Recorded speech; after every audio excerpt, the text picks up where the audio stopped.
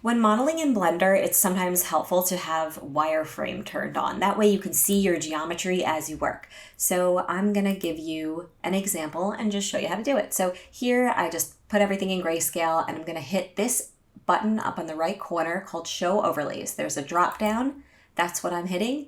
And I'm gonna go down to Geometry and there's a little checkoff box for wireframe.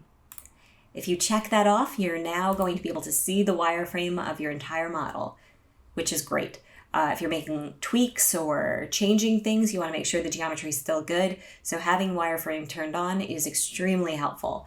But if you find this too dark or distracting, you can turn down the opacity. So if I hit that drop down again and just slide the opacity slider, you'll see that now everything's a little bit gray and much lighter in tone, which is helpful too. So that's great. If I want to turn this off, I just go back in. I can turn the opacity back up. I can unselect wireframe and things are right back to normal.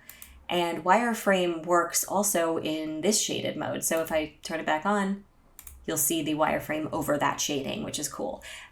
This is so useful for modeling, but you'll notice that if I render this out, it will not have the wireframe lines. So if you want to render with wireframe lines, I have another video on that, and it's great and it works, but this is just for while you work in Blender. So I hope this helped. Please check out my playlists in Blender, and I really appreciate you watching.